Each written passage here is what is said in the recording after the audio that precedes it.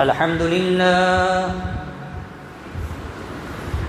لله نحمده ونستعينه ونستغفره ونؤمن به ونتوكل عليه ونعوذ بالله من شرور أنفسنا ومن سيئات أعمالنا من يهده الله فلا مضل له ومن يضلله فلا هادي له ونشهد أن لا إله إلا الله وحده لا شريك له ونشهد أن سيدنا ومولانا محمدا عبده ورسوله أرسله الله تعالى إلى كافة الناس بشيرا ونذيرا وداعيا إلى الله بإذنه وسراجا منيرا أما بعد فأعوذ بالله من الشيطان الرجيم بسم الله الرحمن الرحيم والفجر وليال عشر والشفع والوتر صدق الله العظيم اللهم صل على محمد في أول كلامنا اللهم صل على محمد في أوسط كلامنا اللهم صل على محمد في آخر كلامنا الله أكبر الله أكبر لا إله إلا الله والله أكبر الله أكبر ولله الحمد. ایک مرتبہ درود شریف پڑھیں. اللهم صل على سيدنا مولانا محمد وبارك وسلم. بزرگوں، بھائیو، دوستو، عزیزو، اسلامی سال کا یہ آخری مہینہ جسے ذی الحج کا مہینہ کہا جاتا ہے،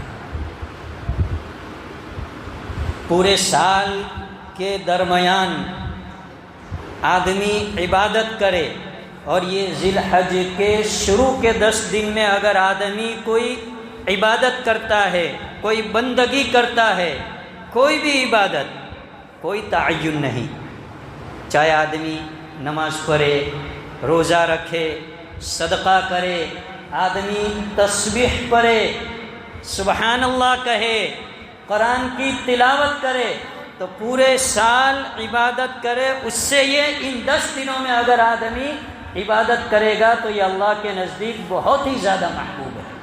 صحابہ نے اللہ کے نبی سے پوچھا، جہاد کتنی بڑی عبادت، جو آدمی جہاد کرتے ہیں، جہاں پر جہاد ہوتے ہیں،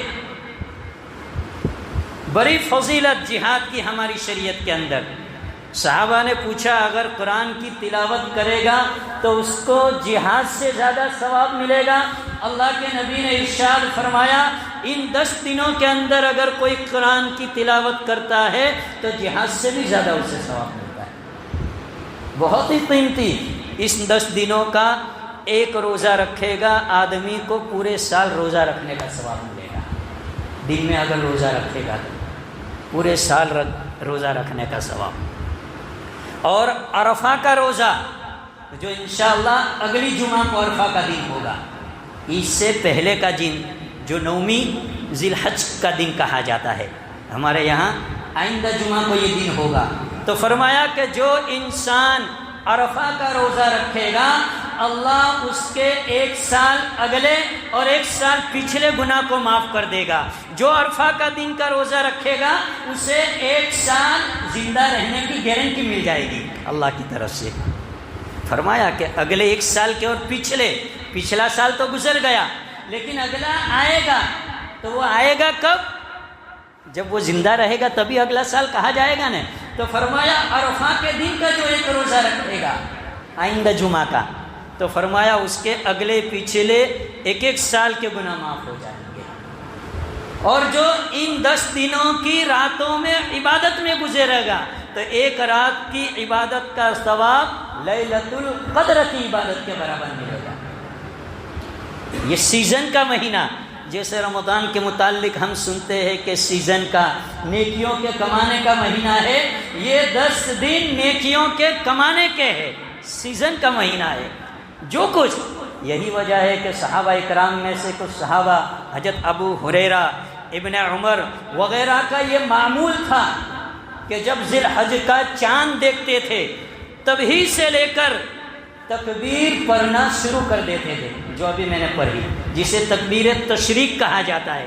اللہ اکبر اللہ اکبر لا الہ الا اللہ واللہ اکبر اللہ اکبر وللہ الحمد، اسے تکبیر تشریق کہا جاتا ہے۔ یہ صحابہ چلتے پھرتے بازار میں نفل نمازوں کے بعد پڑھا کرتے تھے، گویا اسے سنت عمل کہا۔ عرفہ کے دن سے 23 نمازوں میں جو ہم پڑھتے ہیں ہر فرض نماز کے بعد، آئندہ جمعہ سے جو یہ عمل شروع ہوگا پوری دنیا کے اندر، وہ تو واجب کہی جاتی ہے، وہ تو پڑھنا ہر ایک کے لیے ضروری ہے، مرد کے لیے بلند آواز سے اور عورتوں کے لیے دھیمی آواز سے۔ فرض نماز کے بعد ایک مرتبہ پڑھنا واجب ہے، لیکن ان حضرات، ان صحابہ اکرام کے عمل سے پتہ چلتا ہے کہ ان 10 دنوں میں آدمی چلتے پھرتے، گویا یہ اللہ کی تسبیح ہے، یہ کمانے کے دن ہے، اس لیے کہ ہر عبادت کا کوئی نہ کوئی وقت مخصوص ہے۔ ان ایاموں میں جو 2 عبادتیں خاص طور سے اللہ کی طرف سے ہمیں جو عطا کی گئی ہے، وہ پورا سال ہم نہیں کر سکتے۔ نماز پورا سال پڑھتے ہیں، روزانہ 5 وقت کی پڑھتے ہیں۔ رمضان کا روزہ کہ بھئی رمضان آیا تبھی روزے رکھ سکتے ہیں، اس کے بعد اگر روزہ رکھنا ہے تو وہ ہمارا نفل روزہ ہوگا، یا اگر کوئی نظر وغیرہ کا روزہ ہے تو وہ واجب روزہ کہا جائے گا۔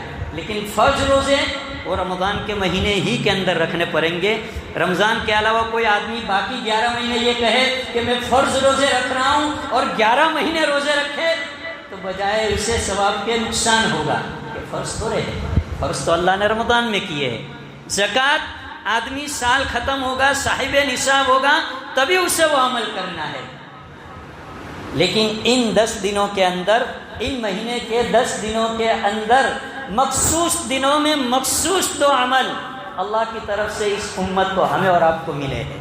ان میں سے ایک عمل ہے حج والا عمل، حج کا عمل، جو کب کرنا ہے؟ 8ویں ذی الحج سے۔ سعودی عرب میں جمعہ کے دن عید ہے، جمعہ کے دن عید ہوگی ان کا یوم عرفہ جمعرات کو ہوگا، اور وہاں جو حاجی پہنچے ہوئے ہیں پوری دنیا سے یا ابھی یہ 2-3 دن میں پہنچیں گے، اللہ ہر ایک کی حاضری کو قبول فرمائے، اللہ ہر ایک کے عملوں کو قبول فرمائے، اور اللہ ہم سب کو بھی بار بار اس دیار کی حاضری نصیب فرمائے۔ تو ان کا حج بدھ کے دن سے شروع ہوگا، 8 تاریخ سے، کہ حاجی لوگ 8 تاریخ کو مینا میں چلے جائیں گے، جانا ہی پڑے گا انہیں۔ کوئی آدمی یہ کہے کہ بیت اللہ میں، کعبۃ اللہ کے سامنے، کعبۃ اللہ میں، حرم شریف میں ایک نماز کا ثواب 1,00,000 نمازوں کے برابر ملتا ہے، میں وہاں مینا کے کھلے میدان میں جا کر تمبو میں رہ کر کیوں ایک نماز کا ایک ثواب لوں؟ میں تو یہاں حرم میں رہوں گا یا نمازیں پڑھوں گا، 1,00,000 نماز کا ثواب لوں گا۔ فرمایا تو بیوقوف ہے، تو نے شریعت کو اپنی عقل پر تسلیم کیا، یہ تیری عبادت قبول نہیں ہوگی۔ تو حج کے لیے آیا ہے، تجھے حرم کی 1,00,000 نمازوں کا ثواب چھوڑنا پڑے گا۔ اللہ نے تیرے لیے مینا مقرر کیا ہے کہ 8 تاریخ کو تو مینا چلا جا۔ تو 8 تاریخ کو حاجی لوگوں کو مینا پہنچنا ہے، 8، 9، 10، 11، 12، یہ 5 دن انہیں مخصوص دنوں میں مخصوص کام کرنے ہیں وہاں پر انہیں۔ 8 تاریخ کو مینا رہنا ہے، 9 تاریخ کو مزدلفہ جانا ہے، عرفات جانا ہے، مزدلفہ جانا ہے، 9ویں کو عرفہ میں وقوف کرنا ہے، پھر 10 تاریخ سے واپس مینا میں آنا ہے، 10، 11، 12 3 دن مینا میں رہنا ہے۔ 10 تاریخ کو مینا میں ایک شیطان کو کنکری مارنا ہے، اس کے بعد حلق کروانا ہے، قربانی کرنا ہے، اس کے بعد حلق کروانا ہے، اس کے بعد اسے طواف زیارت کرنا ہے۔ یہ اسٹیپ بائی اسٹیپ ترتیب پر اسے کام کرنا ہے۔ جو ان دنوں ہی کے اندر اسے کرنے پڑیں گے۔ ان 5 دنوں کے علاوہ اگر کوئی انسان پورا سال اگر حج کرنے کے لیے جانا چاہے اور نہیں جا سکتا، ہوگی نہیں حج۔ شریعت نے یہ 5 دن ہی مکمل کی اس کے لیے تیار کیے ہیں کہ ان 5 دنوں کے اندر اور ان 5 دنوں میں بھی جو ہم نے کہا ہے اسی طریقے سے تمہیں عمل کرنے پڑیں گے تو تمہاری حج قبول ہوگی۔ تو مخصوص عبادت مخصوص ایام میں کرنا ہے جو اس مہینے ہی کے اندر خاص ہے۔ اور دوسری عبادت قربانی کی عبادت، قربانی وہ بھی مخصوص دنوں کے اندر قربانی کرنا ہے کہ بھئی 10 تاریخ عید کا دن اور 11ویں ذی الحج عید کا دوسرا دن اور 12ویں ذی الحج کے غروب آفتاب تک، یہ 3 دن، ان 3 دنوں کے اندر جس بندے اور بندی پر اللہ نے قربانی عائد کی ہے، واجب کی ہے، جو صاحب نصاب ہے، جسے شریعت صاحب نصاب کہتی ہے۔ زکوٰۃ کے لیے آدمی صاحب نصاب بنے، اس کے بعد مال پر سال گزرنا ضروری ہوتا ہے، تب جا کر انسان زکوٰۃ نہ نکالنے والا بنتا ہے۔ اور قربانی کے لیے سال گزرنا ضروری نہیں ہوتا قربانی کرنے والے کے لیے۔ اگر کسی کے پاس 12ویں تاریخ کو یعنی قربانی عید کے تیسرے دن، سنیچر کو عید ہے ہمارے یہاں، سنیچر، اتوار اور پیر 3 دن قربانی کا عمل ہوگا، تو تیسرے دن یعنی پیر کے دن عصر کے بعد کسی انسان کے پاس مال آ گیا، کسی قسم کا پیسہ آ گیا اس کے پاس کسی بھی طریقے سے، اور وہ اتنا ہے کہ شریعت تجھے صاحب نصاب کہتی ہے۔ کتنا نصاب کا حساب کتنا ہے آج کی تاریخ کے مطابق؟ 61,140 روپیہ۔ جس بندے اور بندی کے پاس 61,140 روپیہ، چاہے وہ سونا ہو، چاہے وہ چاندی ہو، چاہے پہننے کے کپڑے انسان کے پاس جو ہوتے ہیں نا، شریعت کیا کہتی ہے؟ 3 جوڑ تمہاری ضرورت کے ہے، 3 جوڑ کپڑے تمہاری ضرورت کے ہے۔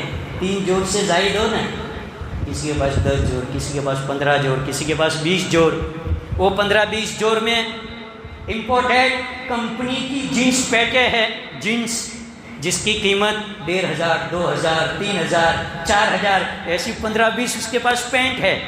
شریعت کہہ رہی ہے کہ 3 تمہاری ضرورت کی ہے۔ اب 3 کے بعد تمہارے پاس 15 ہے تو 15×3 45,000 روپے تو تمہاری پینٹ کے ہو گئے۔ گھر کے اندر جو برتن ہوتے ہیں جو ضرورت سے زائد ہوتے ہیں، سال میں 1-2 مرتبہ بھی کام میں نہیں آتے، جو گھروں میں الماریاں وغیرہ، پالیاں دھاریاں وغیرہ جو بنائی جاتی ہے، اور بڑے بڑے تپیلے اور بڑے بڑے تھال اور نہ معلوم طرح طرح کے برتن ہمارے گھروں میں عامتاً ہوا کرتے ہیں، جو بس ایسے ہی زینت، 1 سال ہوگا، کبھی رمضان آئے گا یا رمضان سے پہلے یا پھر ہمارے یہاں شادی وغیرہ کا کوئی موقع آئے گا تو کہ چلو گھر کو صاف سوکھ کرنا ہے، جارے برتن کرنا ہے، گھر کو دھونا ہے، صفائی کرنی ہے، برتنوں کو بھی صاف کرنا ہے، تو وہ وہاں سے نیچے آئیں گے، تشریف لائیں گے اور اسے پھر اچھی طریقے سے صاف سوکھ کر کے پھر وہاں پر رکھ دیں گے۔ کبھی استعمال میں وہ آتے ہی نہیں ہے تو اس کا بھی حساب لگایا جائے گا کہ بھئی یہ برتن کتنے پیسے کے ہیں۔ گھروں میں شوکیس بناتے ہیں ہم، کباٹ ہوتے ہیں جس میں شو کی چیزیں رکھی ہوتی ہے، کہیں کانچ کی چھوٹی چھوٹی ہوتی ہے یا اور بھی طرح طرح کی، ہر آدمی کے اپنے اپنے شوق ہوا کرتے ہیں، ایسی چیزیں بھی گھروں میں رکھی ہوئی ہوتی ہے، تو یہ بھی ضرورت سے زائد شریعت کہہ رہی ہے۔ چپل 2-3 جوڑ چپل ضرورت کے شمار کیے، اس سے زائد ہو تو وہ بھی ضرورت کے زائد ہے۔ شوز ہمارے پاس ہے 5، 6، 7، 8 جوڑ، اب اسپورٹ کے شوز کتنے مہنگے مہنگے آتے ہیں۔ موبائل، ایک موبائل ضرورت، 1 سے زائد ہے، ضرورت سے زائد۔ گاڑی ایک ہے وہ آپ کی ضرورت کی، 1 سے گاڑی 2، 3، 4، 5 گاڑیاں آپ کے پاس، یہ ضرورت سے زائد، حساب لگانا پڑے گا اس کا۔ مکان جس میں آپ رہ رہے ہیں وہ تو آپ کا رہنے کا ہے، لیکن اس کے علاوہ دوسرا مکان ہے آپ کے پاس، چاہے آپ نے اسے کرایہ پر دیا ہے یا ایسے لے کر رکھ چھوڑا ہے، ایسے ہی بند پڑا ہوا ہے، کبھی کبھار کوئی مہمان آ گئے تو اسے کھولتے استعمال کرتے، تو یہ حساب لگانا، یہ شریعت کی چیزیں ہیں، سمجھنا پڑے گا اسے اور جان کر سمجھ کر عمل کرنا پڑے گا ہمیں۔ تو یہ ساری چیزوں کا حساب لگا کر اگر کسی کے پاس 61,140 روپے کے برابر بن جاتا ہے تو اس پر قربانی آ جائے گی۔ اب گھر میں 5 آدمی ہے، قربانی بالغ پر ہے، عاقل ہو، بالغ ہو، مرد عورت مسلمان، عورت پر بھی ہے، عورت کے پاس زیورات ہوتے ہیں، خود کے ہوتے ہیں۔ اب عورت ایسی سمجھتی ہے کہ میرے شوہر نے یا میرے باپ نے یا میرے بیٹے نے قربانی کر دی تو ہو گئی۔ بعض مرتبہ ایسا ہوتا ہے کہ گھر کے اندر 8-10 آدمی ہیں بالغ اور گھر میں قربانی ایک ہی ہوتی ہے، ایک کل بھی ہو گئی سب کی طرف سے، نہیں، جتنوں پر واجب ہے ہر ایک کی طرف سے کرنی پڑے گی۔ تو ان ایاموں کے اندر اللہ نے یہ 2 مخصوص عبادتیں ہمیں عطا فرمائی ہے جو انہی ایام کے اندر کی جائے گی۔ سال بھر اگر کوئی قربانی کرنا چاہے نہیں کر سکتا ہے، قربانی نہیں کر سکتا۔ ان دنوں کے اندر واجب قربانی بھی کر سکتا ہے اور نفل قربانی بھی کر سکتا ہے۔ نفل قربانی کسے کہتے ہیں کہ آدمی اپنی نابالغ اولاد ہے، بالغ اولاد ہے اور وہ صاحب نصاب ہو گئی تو اس پر تو قربانی واجب ہو جائے گی، لیکن صاحب نصاب نہیں ہے اور باپ نے اپنی طرف سے قربانی کر لی کہ چلو ہم دونوں کی کر رہے، ہمارا بیٹا ہے اس کی طرف سے بھی کر لے، تو یہ اس کی نفل ہو جائے گی، تو نفل قربانی کر سکتا ہے۔ باقی قربانی کے ایام کو چھوڑ کر نفل قربانی نہیں کر سکتا انسان، صدقہ کر سکتا ہے، قربانی نہیں کر سکتا۔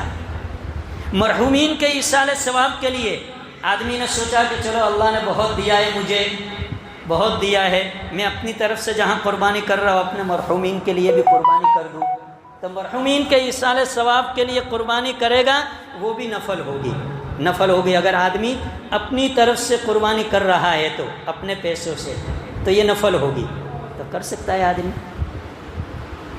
یہ عمل بہت ہی قیمتی عمل ہے۔ ان دنوں کے اندر اللہ کو ان عمل سے زیادہ کوئی محبوب نہیں ہے۔ ان 10 دنوں کے اندر عبادت خوب کرو، آپ جس طرح کی عبادت چاہے آپ، اور جب مخصوص ایام آئے قربانی کے اس وقت آپ کو قربانی ہی کا عمل کرنا پڑے گا۔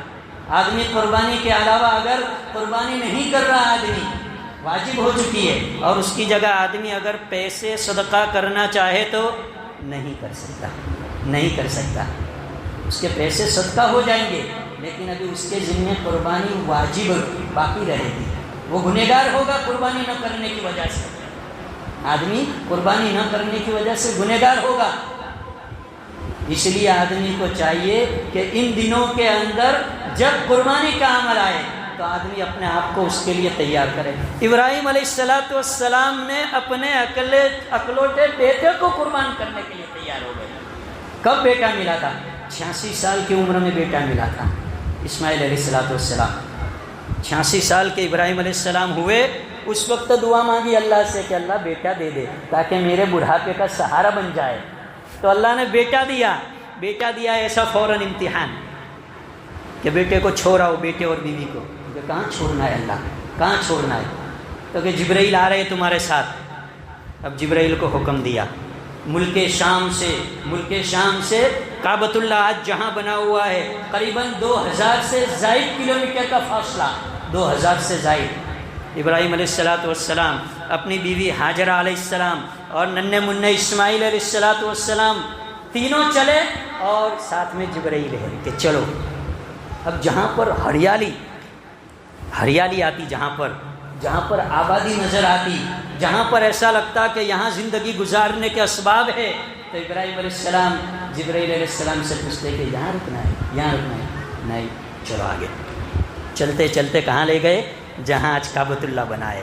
اس وقت تک کچھ بھی نہیں تھا، چٹیل میدان تھا، ریگستان ہی ریگستان، دور دراز تک کوئی آبادی کا نام و نشان نہیں تھا، چرند نہیں، پرند نہیں، پانی کا نام و نشان نہیں، جھاڑ نہیں، کچھ بھی نہیں۔ اور وہاں پر پہنچے، جبرائیل علیہ السلام نے کہا کہ یہاں چھوڑنا ہے۔ اب چھوڑا، بیوی بچے کو، ننھے منھے اسماعیل علیہ السلام تھے، ابھی تو بہت ہی چھوٹے تھے، تھوڑی سی کھجوریں تھی، تھوڑا سا پانی تھا۔ ابراہیم علیہ السلام نے اپنی بیوی اور اپنے لگتے جگر کو چھوڑا، اور جبرائیل نے کہا کہ چلو، اللہ کی طرف سے حکم تھا کہ کچھ بولنا بھی نہیں ہے، اپنے بیوی بچے کو کچھ کہنا بھی نہیں ہے بیوی کو۔ اب وہاں چھوڑ کر جا رہے، تو حاجرہ علیہ السلام کہہ رہی ہے میرے سرتاج کہاں چھوڑ کر جا رہی ہو ہمیں؟ ذرا دیکھیے تو صحیح، یہ کیسا بیابان جنگل ہے، اکیلے ہم دونوں کیسے رہیں گے؟ گزارے کا کوئی اسباب نہیں ہے، یہاں پر کوئی انسان نہیں، انسان تو دور، کوئی چرندہ بھی نظر نہیں آ رہا، یہاں کہاں چھوڑ کر جا رہے ہیں؟ لیکن ابراہیم علیہ السلام خاموش تھے، کچھ نہیں بول رہے، اسے حکم نہیں تھا بولنے کا۔ حاجرہ علیہ السلام سمجھ گئی، چونکہ وہ بھی تو خلیل کی بیوی تھی، کہ اللہ کا حکم ہے، تو ابراہیم علیہ السلام نے وہ بھی زبان سے نہیں بولا کہ ہاں، صرف گردن ہلائی، فرمایا جاؤ جاؤ، اللہ کا حکم ہے تو اللہ ہمیں ضائع نہیں کرے گا، جائیے آپ۔ چلے گئے ابراہیم علیہ السلام، وہ اسماعیل علیہ السلام ننھے منھے، اب وہ کھجور اور پانی کتنا چلتا، کچھ دنوں کے بعد ختم ہو گیا، اور اس کے بعد جو پانی کی تلاش میں حضرت حاجرہ علیہ السلام نے صفا اور مروہ، دو پہاڑی جو آج موجود ہے، اب تو بہت شارٹ کر دی گئی اور اسے پیک کر لیا گیا، حاجی کو اس کے اوپر چڑھنے بھی نہیں دیا جاتا، پیک کر لیا ہے، بس ادھر سے ادھر دوڑ لگانی ہے۔ وہ حاجرہ علیہ السلام نے اپنے ننھے منھے کے لیے پانی کے لیے دوڑ لگائی تھی، 7 چکر لگائے، کبھی وہاں جاتی، کبھی وہاں جاتی، کبھی صفا پر، کبھی مروہ پر، اور پھر 7 چکروں کے بعد اسماعیل علیہ السلام اپنی ایریاں رگڑ رہے تھے، اور وہاں پر پانی کا چشمہ جاری کر دیا اللہ نے۔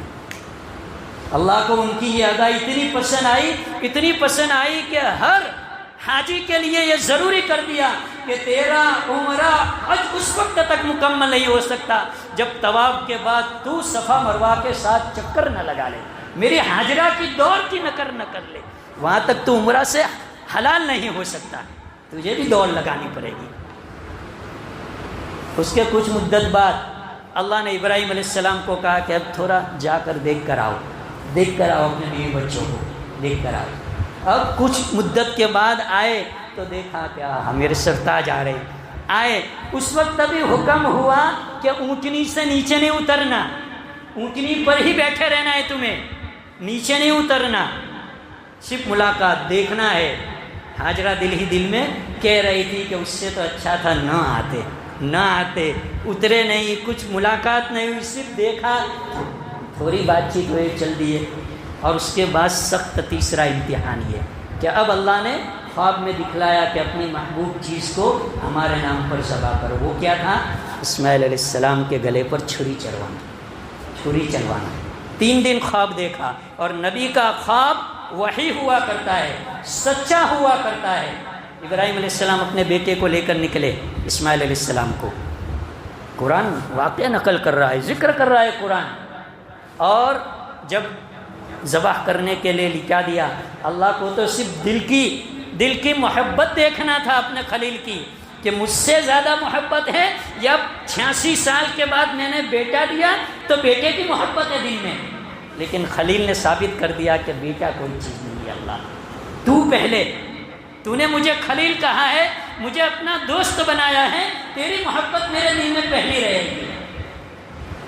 سچ ثابت کر دیا۔ اللہ نے جنت سے دمبا بھیجا اور اس کی قربانی ہوئی۔ وہ ابراہیم علیہ السلام کی سنت اس وقت سے آج تک چلی آ رہی ہے۔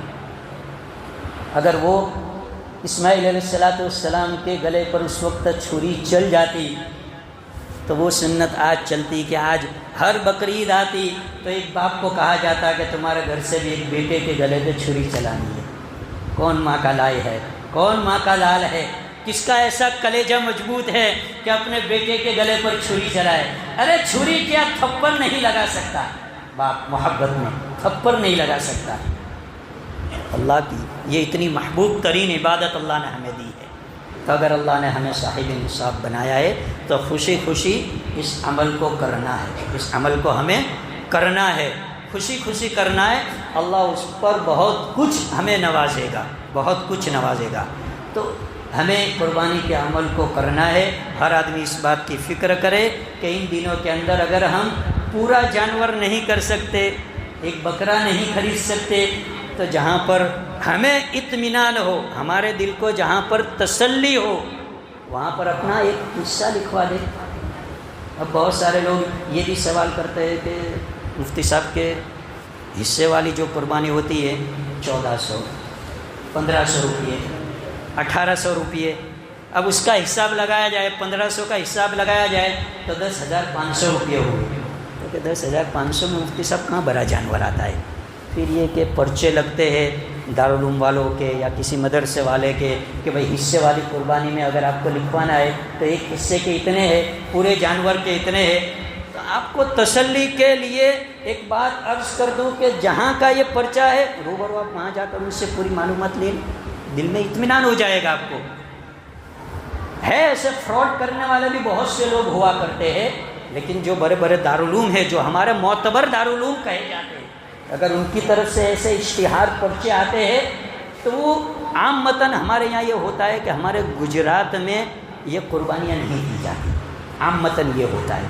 میرا جہاں تک تجربہ اور میرا جہاں تک رابطہ ہے اس لیے میں کہہ رہا ہوں، یہ قربانی جو ہم سے لی جاتی ہے ان کے 2-3 استادوں کو، 2-3 ان کے ٹیچروں کو روبرو بھیج کر آؤٹ آف گجرات، بہار ہے، بنگال ہے، آسام ہے، اڑیسہ ہے، یہ جو علاقے ہیں وہاں پر یہ جانور کم قیمت میں مل جاتے ہیں، وہاں پر ملتے ہیں. ہمارے گجرات میں تھوڑا اسٹریٹ ہے اس لیے دام زیادہ ہے ہمارے یہاں. تو یہ عامتاً یہ قربانیاں وہاں پر ہوا کرتی ہے. تو اگر ہمیں تسلی نہیں ہے تو خود قربانی کرے.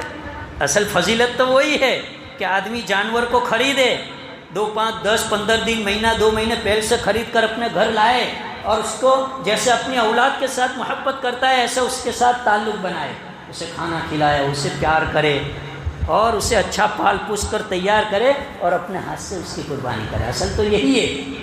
لیکن اگر ہم یہ نہیں کر سکتے یا اتنی ساری قیمت کا نہیں خرید سکتے تو یہ حصے والے، اس لیے آدمی کو خوشی خوشی اس عمل کو کرنا ہے. انشاءاللہ قربانی کے متعلق مسائل کے اعتبار سے اور باتیں آئندہ جمعہ کو سنیں گے، چونکہ آئندہ جمعہ عید کا آخری دن ہوگا، اگلا دن ہوگا.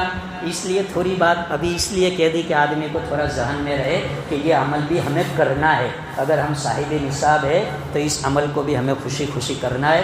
اللہ تبارک و تعالی ہمیں اس عمل کو کرنے کی توفیق عطا فرمائے. ان ایاموں میں اللہ تبارک و تعالی ہمیں نیک کام جو بھی ہو کرنے کی توفیق عطا فرمائے. گناہوں سے اور نافرمانیوں سے اللہ تبارک و تعالی ہماری حفاظت فرمائے. آنے والا ہمارا یہ جو خوشی کا دن ہے عید الاضحیٰ کا، اللہ پورے عالم میں امن و امان والا بنائے، ہمارے لیے عافیت والا بنائے، ہمارے لیے خوشگوار بنائے. جتنے لوگ اللہ کے دربار کو پہنچے ہوئے ہیں حاجی حجن، اللہ ان تمام کی حاضری کو قبول فرمائے، ان کے عملوں کو اللہ قبول فرمائے اور ان کی دعاؤں میں اللہ ہم سب کا حصہ شامل فرمائے. وآخر دعوانا الحمدللہ رب العالمین.